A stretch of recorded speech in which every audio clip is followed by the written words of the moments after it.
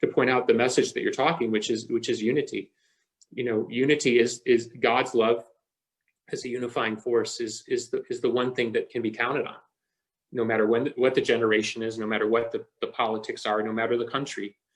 And so I'm heartened to hear you say that. And it's not that I don't know it; I just need to hear it myself. You know, there's a beautiful verse from the Bhagavad Gita, and when I first heard this verse, I remember thinking, "That's it.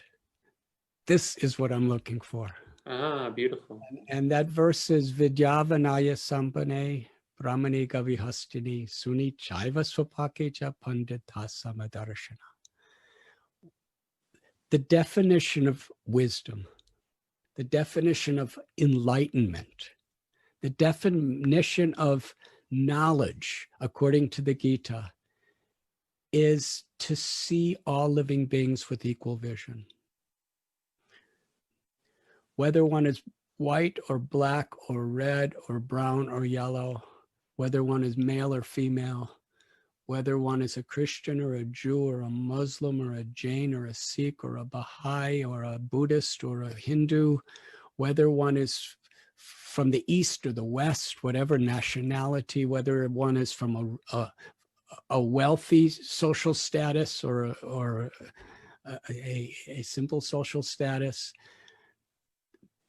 to see the equality of all beings. And the Gita even extends whether one's a human or a dog or a cat or an elephant or a cow, wherever there's life, there is the pursuit of happiness. You know, the bird in the tree, I was just looking at a bird today in a tree, and he's just looking for happiness, or she, I can't really distinguish, but that bird was looking for happiness, you know, looking for food, looking for protection, and everyone's looking for happiness. And it's the nature of the soul, Ananda Mayobhyasha, to seek pleasure. And because originally, the nature of the soul is ananda. It's full of pleasure.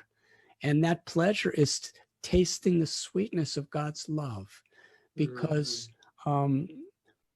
things could give some amount of pleasure to the mind and to the physical senses, but things cannot give satisfaction to the heart.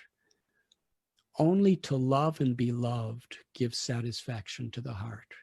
And the origin of that is God's love, and sharing that God's love with all beings and to our capacity. Yeah. And that's actually what is at the heart of all true spiritual paths. And that's just so much needed. And we see when we disconnect from ourself, Emerson said, there's so many chaotic situations in this world because human beings are disconnected from their own selves.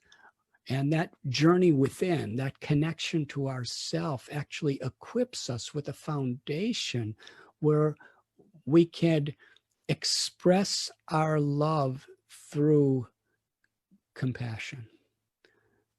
The most universal principle of Dharma is the value and the character of a compassionate lifestyle. That's something all spirituality has in common, to seek to live in a spirit of compassion, to seek, in the Vedic literatures, there's a beautiful statement, sarve sukhano bhavantu, that the whole purpose of Dharma or religion is to be in a mood where our prayer is, may all beings be happy.